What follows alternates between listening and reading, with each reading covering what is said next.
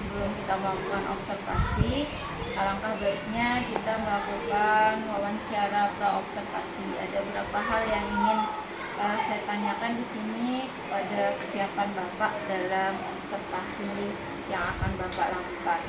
Pertama itu, kalau boleh tahu kelas berapa dan materi apa serta tujuan pembelajaran apa yang ingin Bapak capai. Saya observasi kelas 3 dengan materi jarak dasar lokomotor. Jadi di sana capaian pembelajarannya di situ anak-anak bisa menguasai dan melakukan praktek gerakan lokomotor dengan gerakan yang benar. CP apa TP tadi Bapak? CP-nya.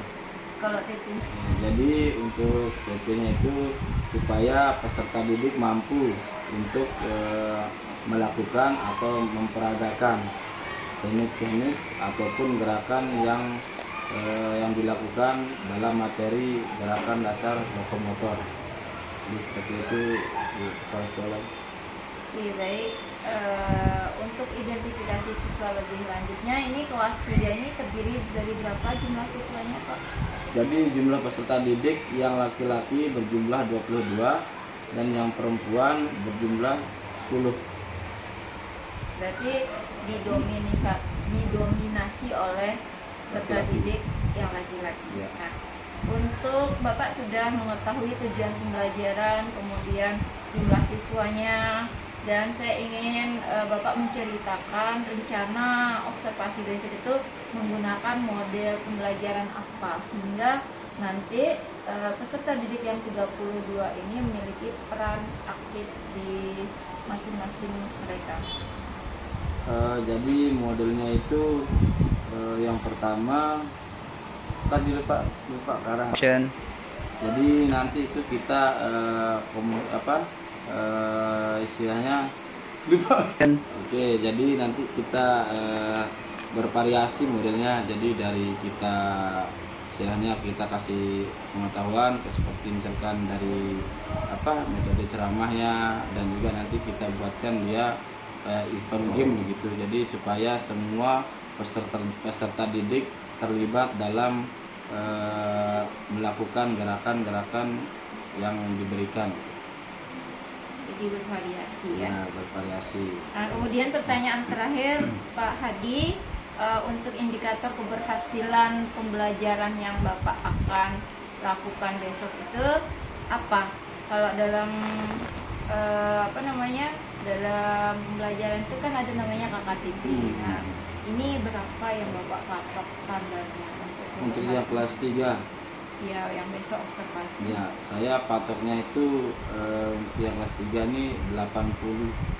Wah, tinggi sekali ya Pak. Ya. Boleh tahu alasannya? Karena di materi lokomotor ini saya rasa anak-anak sudah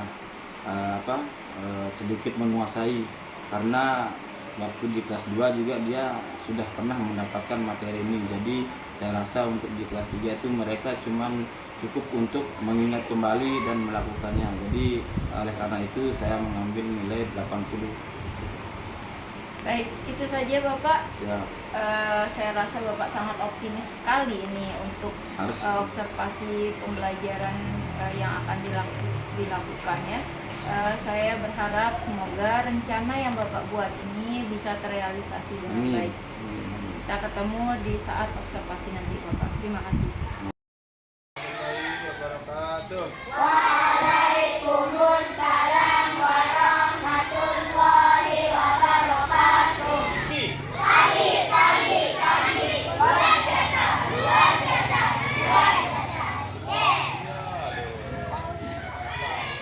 Oke, ya, sebelum kita mulai ya, kita semangat dulu ya. Kita bagi tunjuk apa gerakan lokomotor. Angkat tangannya ya, nanti Pak Guru tunjuk. Apa? Perempuan. Tujuan apa?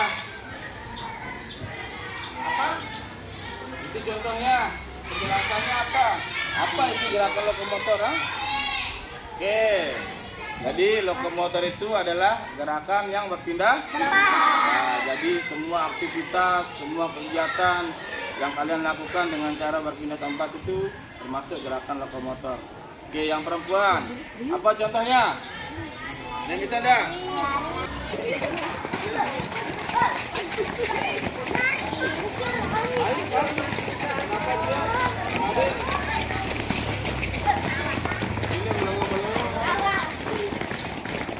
Ayo, cepat, Kurban.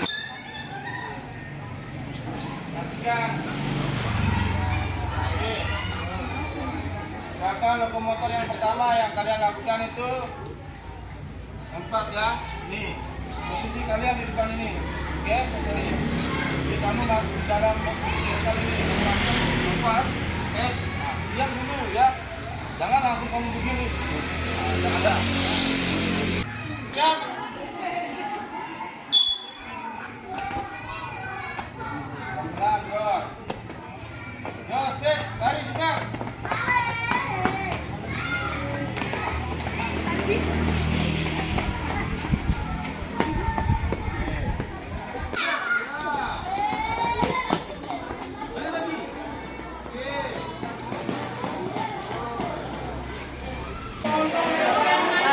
Itu tadi alhamdulillah observasinya berlangsung baik, anak-anak terlihat semangat. Tapi ada beberapa hal yang ingin saya tanyakan tentang observasi tadi. Yang pertama, bagaimana perasaan Bapak tadi ya tentang pembelajaran tadi? Apakah tujuan pembelajaran yang kita sepakati di awal tadi tercapai atau tidak? Hasil observasi tadi memuaskan, anak-anak sangat menguasai dari teknik dasar, dari gerakan, semua gerakan dari lokomotor, anak-anak menguasai. Jadi apa yang menjadi harapan saya terpenuhi dan tujuan pembelajarannya sangat-sangat terpenuhi dan berjalan dengan lancar. Kemudian yang selanjutnya Bapak, tadi namanya observasi pembelajaran kan, pasti ada kurang lebihnya.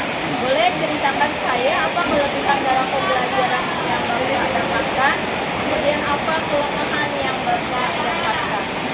Baik, saya mulai dari kekurangannya, ya. Jadi kekurangannya itu peserta didik, ada beberapa peserta didik yang kurang fokus untuk memperhatikan, tapi dia mampu untuk melakukan. Makanya saya bilang dari awal mereka sudah menguasai di kelas 2 dan sekarang tidak mengingat. Tetapi begitu dijelaskan, dia kurang fokus dan teman-teman yang lain juga ikut seperti itu. Tetapi lebihnya itu mereka semua sudah melakukan dengan baik. Lalu untuk lebihnya itu saya pribadi tidak repot untuk memulai observasi karena peserta didik sudah paham dan mengetahui apa yang akan menjadi tujuan pembelajaran kita pada hari ini. Ternyata dari persiapan guru ajar, kemudian alat seragam, itu dapat membantu guru, dapat memberikan maksimal tercapainya tujuan pembelajaran ya Pak Latifa. Kemudian terakhir tindak lanjutnya. Tadi Bapak bilang ada beberapa peserta tidak fokus ya.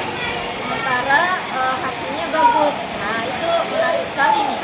Apa tindak lanjut Bapak sehingga anak itu bisa fokus dan hasilnya lebih baik lagi?